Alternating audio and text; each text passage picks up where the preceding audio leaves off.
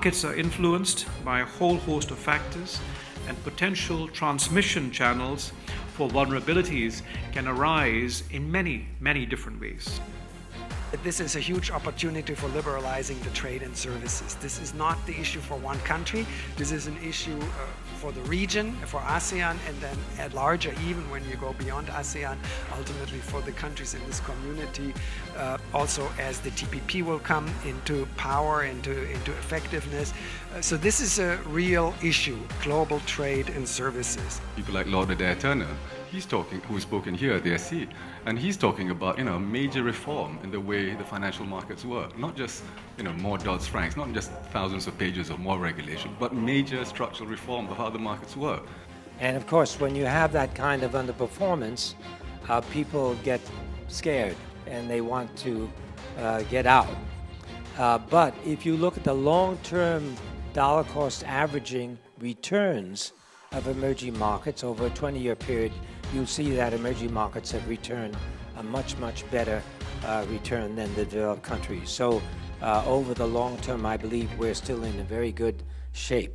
So where do you see China? I mean, they're trying to rebalance between consumption, between an export-driven economy, manufacturing economy, and a consumer economy. Can they pull this balancing act off? They're succeeding in that direction. I think they're moving in the right direction. It's not going to be easy, but there'll be good opportunities as a result, by the way. But that's really the kind of markets that we're dealing with. It's volatility that's making it very difficult, whether you're a portfolio manager, whether you're a policymaker, a politician, a regulator, a banker, or where you're just a simple pensioner. The thing that in all countries of the world people care about the most is their families.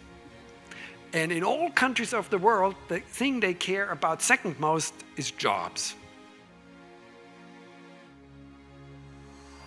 I think currency volatility is something to be welcomed and understood as part of the global economy adapting to change. But I think it's very important when people use this term rebalancing is not to assume, let's say this hand is consumption and this is investment, that as investment goes down, consumption goes up. What is really going on here in China is investment's going down and consumption's also going down, but at a slower pace. Now, I think if you have that much in your coffers, I think it's less a question of prudence. It's a question of, is it sustainable in the long run, and is it the right thing to do? Has it a chance of being successful? And I think it comes back to the question that we already asked. There might be a role in smoothing it, but there isn't really a role in changing fundamentally the trends. I've often said that I think it's actually in the interest of the industry to have a regulator that has strong enforcement powers that are judiciously applied.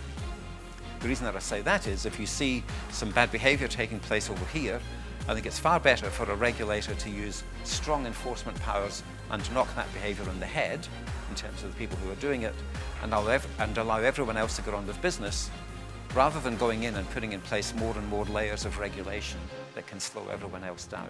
The topic of this panel session is facilitating the development of resilient capital market.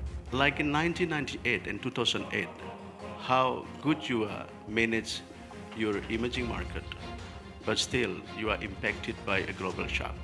This is really uncontrollable, and you never know that the market is going to get a big shock or not.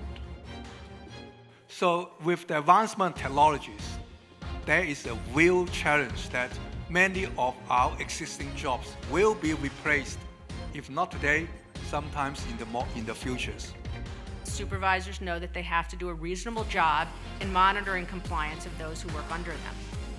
Second, we employ self-regulatory organizations. These quasi-governmental organizations have less procedural constraints than the government. While the conduct of the SROs themselves has to be monitored, and we do in fact inspect them, and occasionally we even bring cases against them, they effectively expand our regulatory coverage in a manner that goes beyond our immediate budget constraints. Many of all these technological changes is to cut away the middleman costs. So with that, some of the middlemen will be cut out, some of the staff will lose their job, but at the end would be the market, the investors, and also the corporate will all be benefit by lowering the costs. I just think it's hard to get investors if they feel that that market abuses go unaddressed, or that the regulators don't have enough regulations around that. Increase the level of the ownership of the local investors. It's very important, because how good is your regulation, how good is your supervision, how good is your enforcement, if the vulnerability of the global capital market, then every time they can pull out the money.